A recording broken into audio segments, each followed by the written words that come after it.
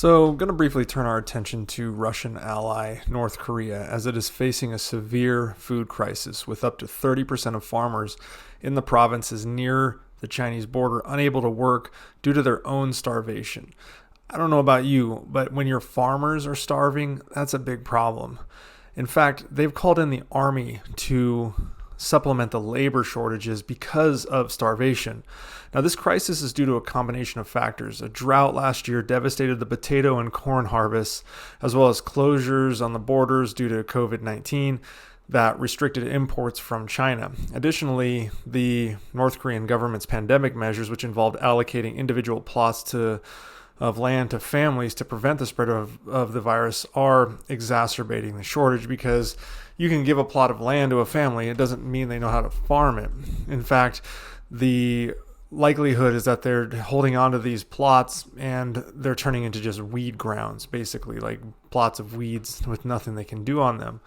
Conditions are reportedly much worse than they have been in recent years, especially in 2022, which was the height of the pandemic famine they were experiencing.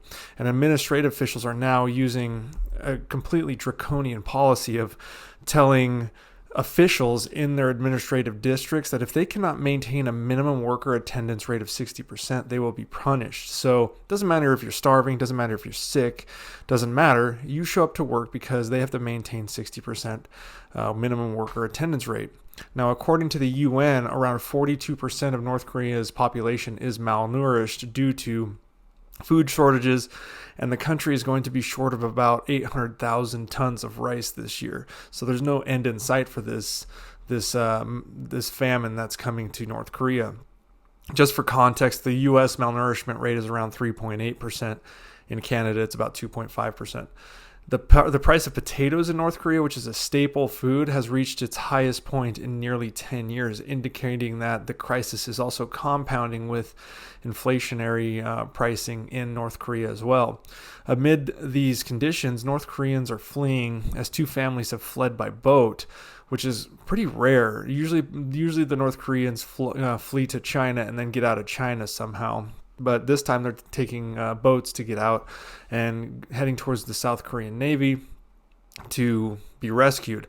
Now, this event was confirmed by two South Korean government agencies. The families were inspired by a South Korean TV show that they watched in secret that depicts the better lives of Koreans in the South. So they essentially saw what was going on and decided to leave.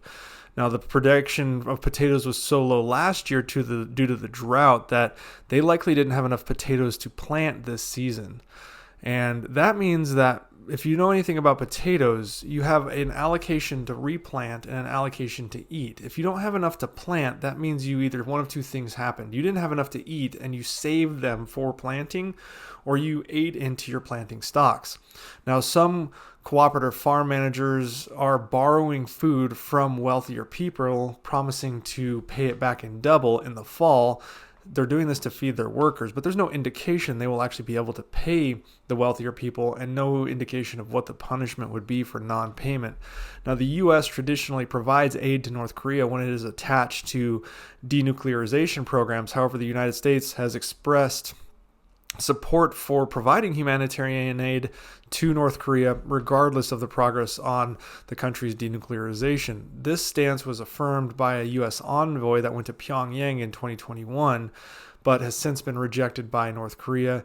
And obviously, relations have since deteriorated because North Korea has shown overt support for Russia, provided weapons, and Russia's war in Ukraine. So their escalatory rhetoric surrounding Japan, South Korea, and the United States is not helping either. So right now, there's no real aid coming from the U.S. to North Korea, and it looks like China is only able to supply very limited aid, and this famine is going to continue in North Korea so long as Kim Jong-un wants to prioritize him and his oligarchs' wealth and security and military over the needs of his people's ability to have a basic staple such as food.